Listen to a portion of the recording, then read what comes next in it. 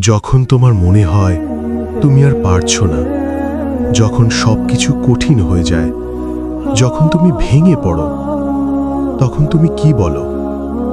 আজ আমি তোমাকে এমন একটি জিকির বলবো যা তোমাকে শক্তি দেবে, শান্তি দেবে এবং আল্লাহর সাথে সংযুক্ত করবে।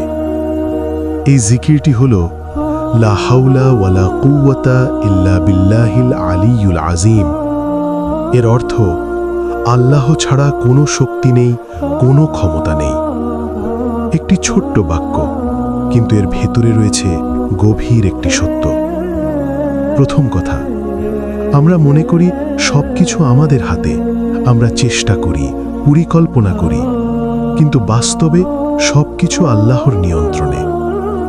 তুমি যখন বলো লা হাওলা ওয়ালা কুওয়াতা ইল্লা বিল্লাহ, তুমি স্বীকার করছো তুমি একা কিছুই করতে পারো না। দ্বিতীয় ফজিলত, এটি তোমাকে শক্তি দেয়। যখন তুমি দুর্বল হও, ক্লান্ত হও, এই জিকির তোমাকে মনে করিয়ে দেয় আসল শক্তি আল্লাহর এবং তিনি তোমার সাথে আছেন। তৃতীয় ফজিলত, এটি কষ্ট হালকা করে। তুমি যখন সমস্যায় থাকো, চিন্তায় থাকো, এই জিকির পড়ো, ধীরে ধীরে তোমার মন শান্ত হবে। চতুর্থ ফজিলত, এটি একটি বড় সওয়াবের জিকির। মহানবী মুহাম্মদ সাল্লাল্লাহু আলাইহি ওয়াসাল্লাম বলেছেন, এটি জান্নাতের একটি গুপ্ত ধন। ভাবো, একটি বাক্য, কিন্তু জান্নাতের ধন। কিন্তু বাস্তবতা হলো আমরা এই জিকির কম করি। আমরা শুধু সমস্যা হলে মনে করি, কিন্তু নিয়মিত করি না। আজ একটি সিদ্ধান্ত নাও, আমি এই জিকির নিয়মিত পড়ব।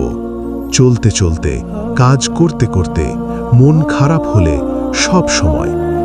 দেখবে তোমার মন শক্ত হচ্ছে, তোমার দুশ্চিন্তা কমছে, তুমি আরও আল্লাহর কাছে চলে যাচ্ছ। শেষে নিজেকে প্রশ্ন করো, আমি কি সত্যিই আল্লাহর উপর নির্ভর করছি?